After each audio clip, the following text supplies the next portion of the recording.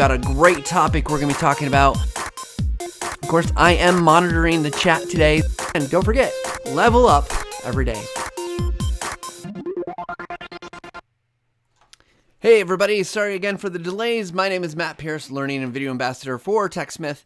You know, it's one of those days, just things don't want to work quite right, but that's okay because we're here and everything's going to be just fine. We've got a great show for you. We've got a great topic to talk about. I mean, what more could we want? For a lot of us, we got a long weekend coming up, so it's all good. So before we get going here, of course, a couple things just to mention. I always like to talk about the TechSmith Academy. It's a project I've worked on. Spent a lot of time there. You go out over to TechSmith Academy, you'll see a lot of me, but that's okay. So TechSmith Academy, if you're not familiar, go check it out. It is a free learning platform. You can learn all about things like video and writing scripts and storyboards. You can learn from some experts who do a lot on YouTube and have been very successful. Sean Cannell, you've got Brian Fanzo, you've got Roberto Blake, you've got others that we've interviewed. They share some of their wisdom and knowledge. We also took those, and if you don't want to watch a whole 30-minute interview, cut it down and turned it into courses like getting better on camera and some things like that. We've also got learning and development experts that we've talked to. Lots of great content. We're always looking to add more there as well. So go check it out. Again, it's free. So why not do it? Of course, if you saw some of the opening stuff, I always like to mention that we've got, some awesome products from TechSmith. TechSmith is... That's who we are, right? That's who I work for. Camtasia, Snagit, you got other products out there that you're probably going to want to know about. Have you checked out Audiate yet? Yeah, Audiate. It's a new tool. Allows you to record your audio and transcribes it as you speak and allows you to make some seamless edits. Gets rid of the ums and the ahs without even having to think about it. You can replace words, export an SRT, which is a transcript file that you can then, upload that to YouTube or put that in your video when you render it out and have closed captions, whatever you're going to do. So lots of things. So I am watching the chat today. I will be looking. I see we got a couple of people already in, and that's great. So I'll do my best to answer questions as we go and as we talk today. So, let's do it. Okay, so what are we talking about today? We are going to be talking about screenshots. And if you're saying to yourself, I know about screenshots. Well, maybe this isn't the episode for you, but we're going to go pretty basic today. And the reason we're going to go pretty basic because I believe in going back to the fundamentals, that they will allow us to take these stepping stones of progression to really get good. Now, where I really want to start, let's see if I didn't close an article. Well, maybe I did. I'm going to share my screen here in just a second. Got to just get things moved over so you can see the right thing. There's an article by a gentleman who is Clive Thompson, and Clive is an author. He's written books. He wrote an article for Wired magazine, and he said that he thinks the screenshot is one of the most important inventions. And I asked him on Twitter, and let me see if I can get to my screen here. Yeah, let's do this. Boom, I took a screenshot of it because it seemed apropos. So I asked him 5 years out, because he wrote this in 2015, does he feel that still holds true? Does he think that's accurate still? And this is his response. He said, yes, I do. They're still heavily used for all those reasons I heard about in my reporting. Still an astonishingly common piece of how we do stuff online. And I thought, absolutely, that is truly a way we do a lot of our work online, right? Screenshots have become super, super important. And if you have a device, let me just got an extra one here, if you can take screenshots on these devices, which has changed the way we capture information. You just capture it, and I do that all the time. Or you've got things like Snagit that allows you to capture your screen. Or if you're just on a Windows machine or a Mac and you don't have any other program, print screen or Control-Shift-4 on Mac, you can take a screenshot. And the ability to take a screenshot is not new. It's been around for a really long time. In fact, here's a little history lesson for you that maybe didn't know this. Snagit first launched, any guesses of what year? Maybe I shouldn't give away the answer and let you guys guess, because I wonder what you think, how long you think Snagit's been around. And I'll get to the questions in a few minutes. But so the year You type it in the chat what year you think it was, but the year Snagit was launched was like 1990, I believe, the first iteration of Snagit. So you imagine the screenshot's been a long time, but it's entered its own kind of heyday in the last 5 years, according to Clive Thompson. Because why? Because it changes the way we approach data, right? And one of the examples in the article that he gives is he actually talks about an author who tweeted something out. If you're not on Twitter, that doesn't matter. You can get a lot of traffic, and I think they got like 400 retweets or likes or something like that. But then they took a screenshot of the same thing. It was just writing. It wasn't anything fancy, just writing, and they got like 2,000 likes or shares or whatever it was, an equivalent amount. So you think about it, like all of a sudden we can convey a lot of information. Clive will also go on to tell you that there's this thing happening where that never used to happen. Like if someone sends you a text message, it's ridiculous, right? You might share that, or you might use that information to like, the example he gives in the article. And if you just search for most important invention screenshot, you'll find his article. But he talks about like this teenager, she uses to capture a screenshot of a message from her boyfriend. She sends it to her friends. The group decides that that's a lame excuse. They break up. And so like there's this kind of more nefarious side, but also the utility, just the pure utility of screenshots is incredible. And I think it's, something is we move more and more digital, and we have SaaS products, and we have education that's moving more and more online, whether because we want to or because of necessity. The screenshot becomes a powerful insight into what your audience is seeing. And in some ways, I love a good screenshot. I love a good screenshot where I can see what else is going on that person's screen. In fact, let me go back to my screen and you'll see, like, if I bring up my toolbar or if I was in a browser, you would see the stuff around. You might even be looking at what images I've got down in my Snagit tray here, right? Like, I don't want to say the word that it's becoming like a digital voyeur, but it's like I love those insights about other people I get from looking at what's on their desktop or what's on their screen. But again, I want to go back to the utility because I think that's super, super important, is thinking about the utility of all of this stuff and really what is the importance of a screenshot? What can you do with it? And in fact, let's make that our question of the day. Is how are you using screenshots in your work? And I would love you just to comment. Put a comment in, like, is there some way that you're using screenshots? Are you using them daily? Is it kind of once in a while thing? And then do you have questions about taking screenshots? We're going to go through some examples of how we can make screenshots at a very basic level even better, talk through that whole process. I'll show some tips here on Snagit, but I wanted to set up the context because I think ultimately sometimes we approach these basic topics and think like, oh, well, that's really basic. I don't need to know what he's teaching. But I think understanding the importance of a screenshot and the value that it has in most of our work, even if you're not doing digital work necessarily, it can really enhance anyone's life that's using a computer. So let me look at your questions real quick, and then we'll jump back into some content. And then, as you have questions, put them in. I'll answer them. So Yvonne, how do you splice video together in Camtasia to make it one video instead of separate videos side by side? A question probably for another day, but really, if you're putting it on the same track, bring it down. It shouldn't be side by side. You can always make it like they shouldn't overlap. You want them on the same track. So different kind of questions.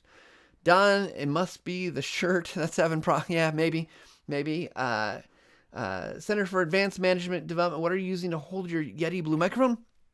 This is what's called a shock mount. And it's not a good one. I'm going to just, this was given to me by a coworker. He's like, hey, I've got a different one. But my Yeti doesn't sit in it. It's actually loose. So it will rest, but if I turn it, the mic will fall. So, but you can find shock mounts, just, Amazon or wherever you shop. You can look for a shock mount for the Blue Yeti. The thread is weird. So read the reviews, make sure people know what, read that if they've had success with the Yeti. And then, another comment helping Yvonne out. The stitch function can be kind of like stitching those two clips together. Make sure if they're on top of each other instead of side by side, you might need to look at that. And if it's camera video, like a picture-in-picture, you're going to want to, again, what you need to do is make the picture-in-picture bigger when you want it seen, and then hide it when you don't. So anyways, but we're talking about screenshots. So again, put your questions in here. If you got questions for me, let me know. Okay, so where do we want to start? Let me go back and let's do some Snagit work here, because I think that's where we're going to find some value, just kind of starting again at the beginning, since, I mean, this is how to take better screenshots, the basics. So let's start there. Oh, there's the camera. Let's go. Where's my screen here? Got too many buttons. Okay. So here's Snagit. Really I'm on a Mac. It's very similar on Windows, so I don't want to get hung up on that. You'll see I've got here a couple different options, right? Snagit, like a lot of the tools that are out there, will give you some different ways. But if we're taking just a basic screenshot, and what I want to do is let me bring over, I actually happen to have, if I can find it. Oh, where'd it go? I have Camtasia. There we go. Let me bring it on screen. So I just got a very simple project here. It's just an example project. And let's say I wanted to make a screenshot. Well, I mean, really the simple thing to do is just I click the red capture button and I can grab whatever, right? I could just randomly, willy-nilly grab, but that doesn't make for a good screenshot. I mean, it is a screenshot. You see, I get the information here, but like I've got things cut off. What's this? Like, when you're taking a screenshot, the first thing you want to think about is, what is it that you really need to show? What is the context I need to provide? So if I was doing a screenshot here in Camtasia, maybe I want to start thinking about, is my user likely to be familiar with Camtasia? Are we likely to have them understand certain things? Like, do I have to show them where we are? So let's say I take another capture here, and let's say I want to just capture this. Does that give them enough information, like, to where to look? And it might seem obvious if you're familiar with the program, like, oh, of course they know where the player is. But do they? And so you want to think about, when you're setting up whatever screenshot, and if this is just the most basic region capture, what else do we need to show? But Snagit, like other tools, will give me some other options. And I'm using the all-in-one to start here. We'll talk a little bit more specifically in a minute. But like, for instance, let's say if I just move this around, you can probably see that I can choose like the entire window. I can choose the entire desktop. And in certain cases, if it was longer, I could scroll, and I guess it would be this window we could scroll. I'm not going to do that. But what I do want to do is I want to take just a full screen here, or not a full screen, excuse me, but just a window. So now that's going to open it up. Once I take a picture, boom, it's going to open it here in Snagit, and cool. Now I can see all the parts and pieces that were on the screen, and I can work with that. But that's a lot of information. So now what you might want to do is start thinking about, let me get my mouse cursor. See, my mouse cursor was in there. I could remove that. And so you might want to start thinking about, like, okay, what is really relevant, or what would make this a better screenshot? So a couple things I'm thinking about right off the bat is, if I wanted to show everything, I might make this window here, the canvas window, I'd maybe want that to be bigger, because I think then it would show a little bit better, right? Like, it wouldn't, it's kind of small. It's a lot of extra space there that's not doing much. It's not distracting, which is good. I probably would have wanted right here, look at this. It's kind of cut off, so I'm in the middle there. Maybe I'd want to scroll those so it's starting at the top. Is this the right amount of information to show? It's a lot to show, though, but like, I could do a really easy overview here. So for instance, if I go to stamps, and let me choose this yellow one, like maybe I wanted to talk about a process to import media, and I would want to be on the import. Let's do this. Let's go transitions, because we're on transitions. Choose your, I think I got to restart it. Go back to one. No, not a big deal.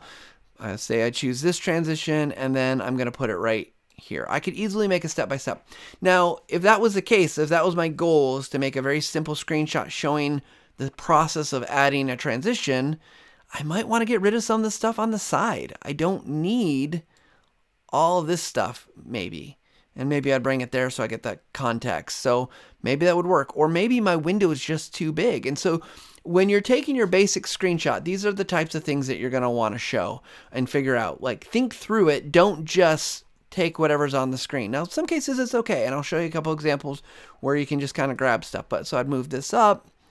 I might close my properties, and then I might move this in, make that smaller so it fits better, and maybe reduce the height on this. Because again, my guess is I don't want to share a screenshot that is going to be huge.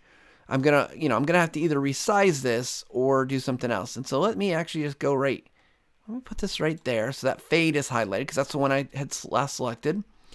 I choose my Snagit window again, capture. Now if I go that full window, same idea, but it is much clearer. You can see things a little bit better. It looks good. It looks like it has purpose, and you can go through that. And now there's other things we could do to mark it up and edit it. I don't want to focus too much on that, but I wanted to give you an example of, like, if I was going to take a screenshot in this example, here's what I would do. So you can see that 1, the 2, and the 3 gives some stuff. So pretty simple when you're doing just like a region capture. And again, I have other options here. So let's go here. Now, one of the things that I hear from a lot of people who are doing like documentation, they're doing lots of screen captures and they don't want to edit it. They just know they don't want to edit it. You have some choices. So I'm going to turn this to image. I still want it to be region.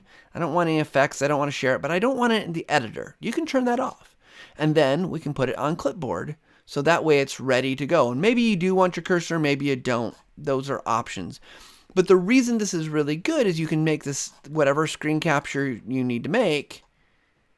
And that's it. Now, if I were to go, let me see if I can do this here. I'm going to use Command V, paste it in. It's very meta, but I pasted in a screenshot. So maybe that's what you're doing. And so you don't want to go to the editor to mark things up. So you can see there in Camtasia, right? There's this image that I had just made, screen capture I just taken. So think about the context. Think about these places you're doing it, and what you're going to do with this media. Now I want to show you an example in Snagit. I've pre-made this just so you didn't have to watch me fumble around. Kind of similar idea of using a simple screenshot.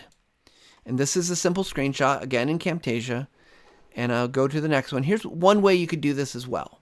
Instead of using the numbers in this case, I could actually show this arrow to dragging. And I took the screenshot right at the right time where you could see the effect kind of highlighted as it's coming down here. I took my mouse cursor in here and I made it larger. And so it, you can adjust that as well in Snagit. And then one more idea here, because again, we're showing lots of information. This is probably way too big. This is 1612 by 906. And what you're going to get then is that's going to be hard to put anywhere. You could resize it, and if we resize it down, let's say we got to go down to 500 width. Still, you can see it. You can visualize what's happening, but a lot harder to see. Now, let me show you this next example. So what I did here, same screenshot as this first one. So I just took this exact same one, and I put it here, and I have cropped out some stuff at the top. And then I used an effect right here in the middle to cut out some of the excess media, excess things that you didn't really need to see. But I did the jagged edges so that you have context, so that I've taken part of this out. And then I did the same thing, these orange highlight boxes, larger mouse, and then I added the arrow here. So again, a very effective way, and it's a very simple screenshot. It's all, again, I just took a full window screenshot. I didn't do a lot to prep it. Just I caught this right at the right moment. It took a little work there, but otherwise, I think this becomes a very effective visual of what you could do. So that's just one of the things to start thinking about with your screenshots. You want to go fast, you don't have to do anything more than just take a region capture. But again, so we have some options here. And again, if there's other things that you want to do, Snagit is so powerful. You can set up these regions, you can add effects, which I never do, by the way. I'd much rather do that in the editor. I think effects are nice, but unless you have a style guide that's saying like always add a border, I probably just wouldn't do it, because then it takes away, once it's done here, you can't undo it. It's part of the image, and so I'd add those later if necessary. You can also share it though. So if like the copy, you just didn't want to copy to clipboard, let me put this editor back on. You could share it to some of your other locations. If you know, it's like, oh, I just need to host it someplace like on screencast.com. I want to go right to Camtasia. You want to send it to PowerPoint right away. You could do that, because that's a nice, effective, and quick way to do those things. So definitely think about those things. I'm going to check the questions again. It looks like there's probably not too much new, but want to make sure I'm answering you guys' questions. Have more questions, let me know in the chat. We'll do some more screenshots here in just a minute. So it looks like Yvonne is having a great conversation. Hopefully you're getting the help you need. Do recommend you check out the tutorials on TechSmith.com, and they do talk about stitching and things like that for Camtasia. So back to screenshots. If you guys have any other questions, screenshots, let me know. If there are issues with the stream, I apologize. I was having streaming internet issues, but do let me know. It looks like we're going to be in and out. Hopefully you can still hear me. And we'll keep talking about these things. So, okay, so other basic screenshots. I think one that I think is really cool, and I'm going to stay in my Camtasia example. Let me switch back there. So in Camtasia, let's say we want to show someone or documenting something and that scrolls. So for instance, there are a lot of transitions in here, and I wanted to take a screen capture of this. Could we do it? I think another really basic screen capture option and this is a Snagit functionality, and I think that's important to note. Some tools do let you do just a scrolling capture, will do it automatically, but one that I really like, got that set to that region. You got to remember to back. I'm going to change this back to all-in-one, and I'm going to select just around this area here. Not even going to get the scroll bar, and I'm going to hit capture. It's what I said it. I got something set up wrong because I changed some settings. So let me go here and go all-in-one. Well, I'm just going to do image panoramic because that's what I want to do. Again, I'll try this again. I got lots of the same screen capture. Panoramic is a special type of capture available in Snagit, and when I hit start, basically you can see a little preview window, and then when I scroll, I'm just going to scroll down, not too fast. Take it nice and easy because I want them to get nice and clear. I can scroll all the way to the bottom. You can see that preview window is changing right next to my menu. I think I'm at the bottom, and then I hit stop. It's going to take a second or two to process, but what it allows me to do is capture. This could be a long web page. This could be an app in like a file directory. It could be an application. And I think this is really cool because all of a sudden, yeah, it's really big. It's not so wide, but it's 1,600 tall, but it gives me all this information. So if I was making a guide about the different types of transitions in Camtasia, for instance, it'd be easy to do this. I could even just take this image without doing anything else. I could open this up so I get this transparent area. I could change that color if I want, and then I could start adding, say, some text in here. And you'd have to play with this a little bit to make sure it's the right text. Just type something up there. Yeah, there we go. I'd want to adjust size, font, colors, things like that. But I could then basically make a guide right in here from this shot. Or maybe what you're doing, instead of a guide, you're pointing out the ones that you want to use. I mean, it would be so easy to do. Just get a line here. Let's take this line. We're going to change the color to, let's go with a red, because we're going to say don't use these. Again, while I'm adding functionality of the editing, it makes for a much more interesting screenshot, right? Like, I think mostly I could do a lot of this. Just don't use these three or whatever, or these three. So again, you can get lots of good information, And with a little bit of work, it's going to go a really long way. So the panoramic capture though is really great. Another example, and I won't bore you with me taking the capture. If I can find it here, I want to show you this one. Yeah, so this is the timeline in Camtasia. It's a little hard probably to see. Let me go a little bit bigger here so we'll have to scroll around to see it. But you can see, basically I used panoramic capture, but instead of vertically, I scrolled horizontally, and I was able to capture that. So imagine that, a couple use cases. Maybe I'm seeing a bug or something wrong, or maybe I've got a question about where, like why are these lined up here? What is this call out for? I could again capture some information, and I can capture it with its full context. And maybe that's important. In some cases it might not be, and you won't need to do a scrolling capture. So definitely I would think about that. And that's going to help you decide what's a good capture and bad capture is what is it that you need? Again, who's this for? What do they need to see? And how do you get that right information to them without overwhelming them? Because again, let me go back to our first capture we did today.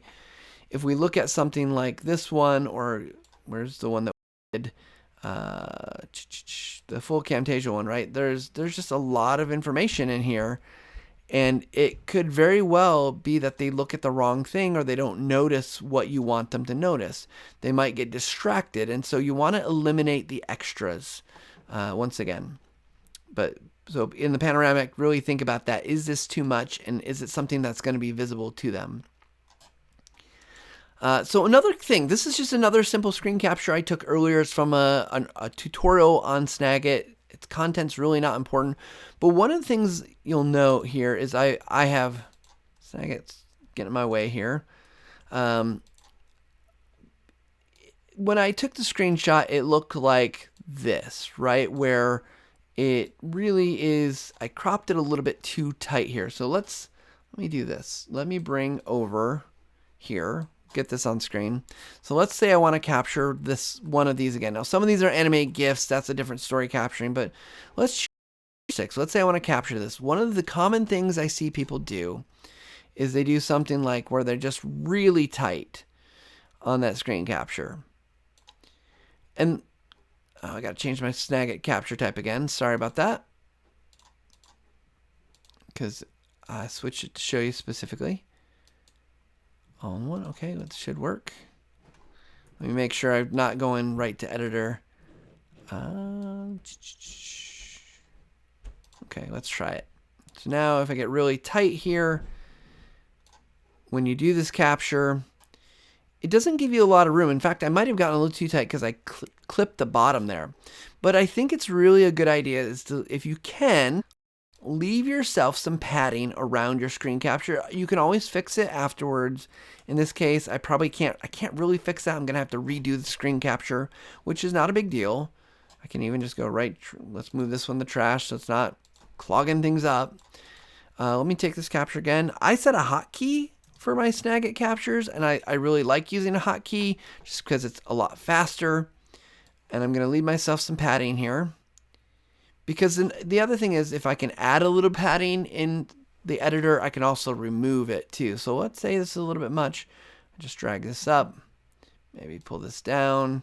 We'll bring this in just a little bit. But if it's too tight around your image, whether it's a line or text, it makes it hard to read. There's this thing that I think happens mentally when someone's reading. It feels like it's maybe they've lost something or clipped something, and you don't want to give that impression. And I know, space and like help documentation on the web is pretty precious, and so you might not be able to use this. You're like, oh, it's too big, 1215 by 506, but it's going to look better when I drop it down to 506. Still hard to read that text, but maybe you got to balance those things out, size versus what you're going to actually show.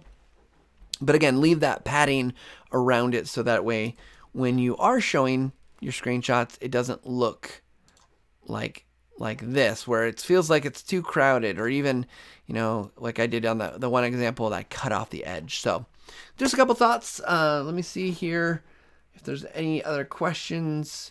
Okay, so question about any good way to fix blurry captures. Well, let me ask you this. This is important. Why are your captures blurry, do you think? Is it something in the screen capture mechanism? Is it like once you bring it into the editor, it's blurry? Is it after you resize it? When is the blurriness, do you think, getting introduced? And that will help me to troubleshoot. So I'll wait for that. Yvonne says, I use arrows and numbers all the time in Snagit and when writing my lessons so they can see the entire screen and where to find elements I need them to locate them. Love Snagit. Yeah, that is awesome. I think, again, you know your audience better than I do, and it's really about thinking as you're doing this and you're looking at these things, do they need full context? And even in this screen example here, I mentioned before some of the things that change, like if they don't need the properties open, if that's not what you're talking about, or there's nothing there for them to see, you can remove them. Or, this gets us I can toggle that open or close. I would probably just remove it. So, toggle it closed so it wasn't distracting them. Because what I don't want them to do is have to take in so much that it gets lost. So waiting for Bubdrum, your answer on the blurriness. I know the stream is funky. Hopefully you'll be able to get that and type something up and put it in there. So, okay. Basic screenshots, pretty easy, right? Looking at my notes here. We got panoramic. We did that. We've done some full screen region. I think, again, don't just think of your screenshot as just a complete utility. Think about the messages and meaning. However, worst case scenario, you take a screenshot and it's not perfect if you can convey information. I put screenshots in emails all the time. I don't spend a lot of time thinking through all these things. One thing I will say is if you're showing anything on your screen, be mindful of what you're showing. Like what I did before coming live today is I knew I was going to be showing my Snagit here and my tray was going to be shown. I made sure I wasn't showing anything that had customer information in it or anything that was proprietary to the organization. So you definitely want to think about cleaning up what's behind you. Even, if let's say you're going to show something like a desktop, right? This is a boring desktop. It's yellow. It's got the logo. But if you're taking a screenshot of your desktop and it's filled with icons, what message are you sending? What kind of things are you showing? Are there any files with names that you don't want someone to see? So mindful what goes into your screenshot. That's what a lot of this is. And then once you've captured the information, it's this thinking through the process of what you are and aren't going to highlight. So in this case, depends on what I want to show off here. Maybe I'm giving feedback and I want to highlight something. So maybe I want to go highlighter. And I want to say highlight it like this. And then what I want to do is maybe let's do one of these and we'll do it in green. I'm thinking through again, what information am I going to convey with this screenshot? And this is probably, I was going to change the shape a little bit here. Let's do this one.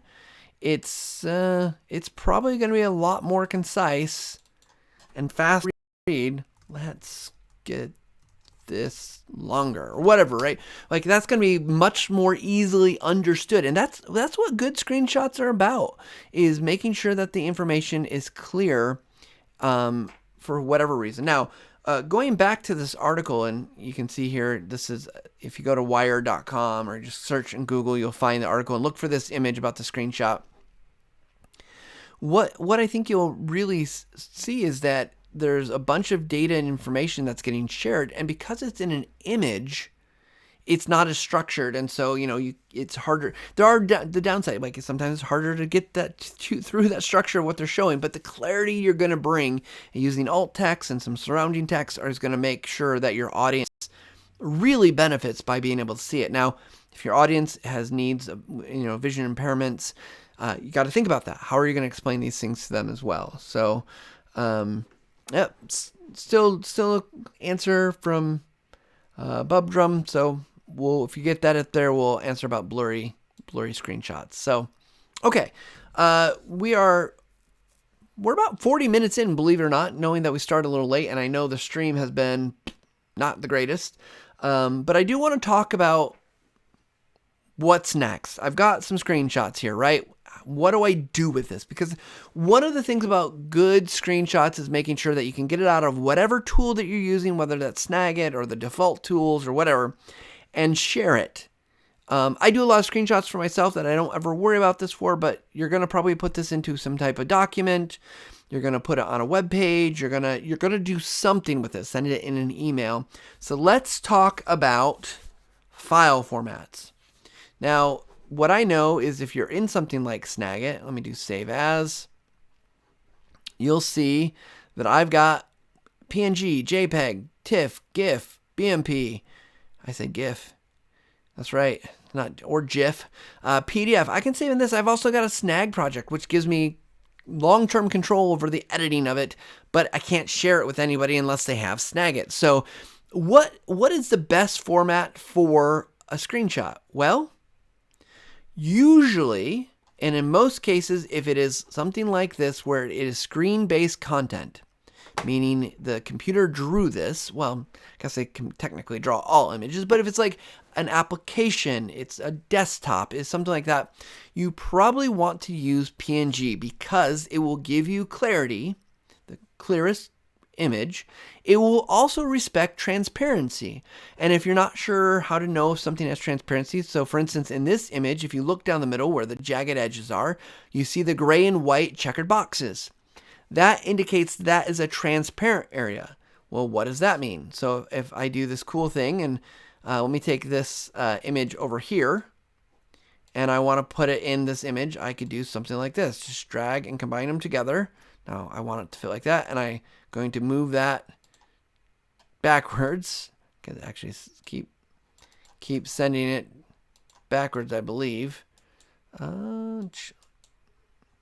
Should be able to send it back, and it should. Oh, it's because it's flattened back there. What we want to do is we can put stuff basically behind there. So let me actually go this other way. Let me go over here. Where to go? My long one. Doesn't matter which image I do this on. There we go. And I drag it this way. Now you can see as I move that around, you can see where that gap was. Now in this case, this is a stupid example. I would never want to do it this way because those images really don't go together. But that transparency, PNG will respect it. Meaning if you have other transparent elements, so for instance, let's say I take this part and I just get to the right, transparent, delete, boom. That area, that becomes a window. And again, you can see that when let me open up something like this. I move this image in here. You can again see that transparent area being respected. PNGs will do that. Okay, now JPEGs, that's a very common file format. Most people know about JPEGs, right? So if we were to save this as JPEG, what's going to happen? Well, really nothing bad. Let me change this to JPEG. JPEG, though, is usually really good for things like camera photos. Photos that you've taken that are photographs, not screen captures, not of your screen. It might, if you're bringing in any kind of image, JPEG is really good about compressing. It works really well with photography. You can save your screenshots as JPEGs if you're worried about like file size. PNGs can get large. JPEGs will be much smaller. You might lose some quality, and this is where one of the questions to Bubdrum is blurriness. Is if it's getting blurry when you save it, try not saving it as a JPEG and see what happens. Or when you are saving it, and you'll see that there is this option to scale quality, you might want to scale quality up. And so that's some things to think about just from a quality perspective. It will make a difference. Although I think you're safe to use a JPEG, especially if file size is a concern. Just be mindful of what that compression will do to the image. It might, give you some jagged edges, some things like that. So be thoughtful about that. The next one up was GIF or GIF, however you want to call it. It's a little bit older technology. When would I use it? If I had like just solid colors, I wouldn't probably use it for this because there's lots of colors here. In fact, let's just do this. Let's see what happens. We're going to go save this as GIF. Let's put this in my downloads folder so I know where it is. Okay. And there. See if I think I gotta open it up. Just give me a second here. We'll open this up. It doesn't look too bad. It worked for this, not too bad. I mean, so GIF is going to give you, comparison kind of file size is going to be smaller. It's limited on colors. This is the reason why I say solid colors. It's got usually 256 colors. You might get some banding if you have like a gradient. It might not look good. It does respect transparency like the PNG. JPEG does not, if I didn't mention that. GIF is also really good for animations. Now, we're not talking about video here, but if we were, we could, make a quick little video where we could then turn it to animate GIF. We talked about that last week with Daniel Foster. I prefer not to use GIFs unless there's a good reason, but PNG is really a superior format. JPEG will give you a good compression, so I would steer away from the GIFs ultimately if I had a choice. So yeah, those are outputs. Now the other thing is when you're getting your images, say out of Snagit, you do have the share options, lots of options. One thing to note, I know a lot of people go to PowerPoint or Microsoft. Just know that when it goes into PowerPoint or Word or wherever you're sending it in the Office suite, they tend to try to resize things, so you might not be getting the same size and wondering why. If it's blurry, go to the properties and resize it to actual size, and then if needed, you can size it down so it's smaller. So let me see here. Do we? Don't see any more questions. I know the stream has been boop, boop, boop at times. I keep watching my streaming software just up and down, so I apologize. But okay, so basic screenshots. What else do you guys want to know? Anything? Because we've got a little bit of time to answer questions. This is a point where I feel like we've talked about really good basic screenshots. One thing I wanted to emphasize that I showed before is just cool trick in Snagit that if you want to combine images, so let's say I've got this and I want to put it with maybe this timeline, or let's get something a little bit normal size. I can just click and drag and they'll bring it together, and if you move it around, you can take two screenshots and put them into one. Great for step processing, great for showing maybe cause and effect. Lots of great uses and it just makes it so easy. And this top one, the one that I just put in, is you can resize it as well. And if you got this extra transparent space, it's either going to show up as whatever the background color of where you put it is, or it's really easy to take something like the paint tool here and you can fill it in so it maybe looks a certain way for your audience. And look, it even went behind this object because it acts as on a separate layer. Cool. Well, I think that's about it for our basics of screenshots. I don't want anyone to feel like this is complicated. It's not meant to be complicated. It's meant to be very straightforward, but I really think about, again, that context. What do you need to show? What don't you need to show? Think about what is in that image. And is there, simplicity is hard. It's about removing. Like, what can I show? What can I take away from this image to make it clearer for my end audience? And what you want to be careful about is that you're not stripping away the understanding of the location, what it looks like, so that they can actually find it in the real world.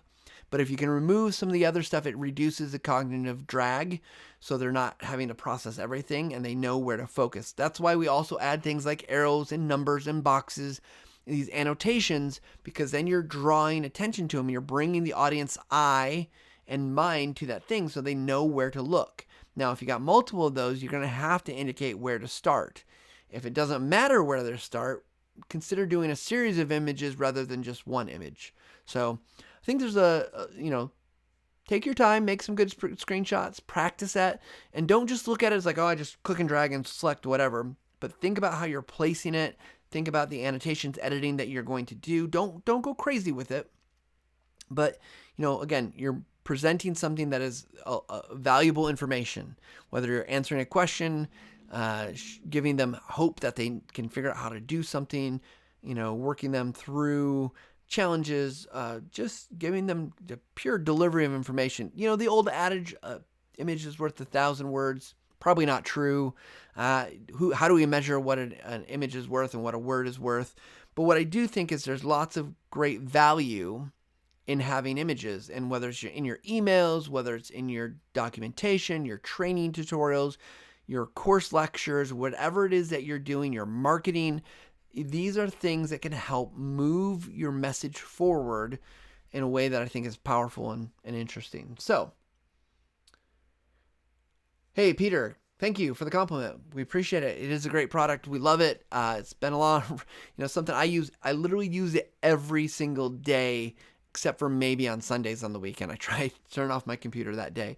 But thank you so much. And do check it out. Check out all the other great products from TechSmith. Again, I'm here on YouTube. I love to help people, love to teach people. I want to point out on the ticker below, if you're interested in learning more about, not about TechSmith products, but just how to make better video, write scripts, create storyboards, light your videos so you get a good look. You want to learn about how to get better on camera. You want to learn about working with subject matter experts, using images and visuals. TechSmith Academy. It's free. You go create an account, you log in, and all that content's there. There's downloadables, templates, tons of great stuff out there for you. Something I'm really passionate about, and glad that we get to TechSmith has taken the initiative to put it out there, because we want to help all of you get better every single day. So with that, my friends, next week, we are not going to do a YouTube Live. We're taking the week off. I've got some time I'm going to be spending with family. Just going to kind of play it low key, but we're not going to be live. So we will be back the next week. We've got some great stuff coming up in June.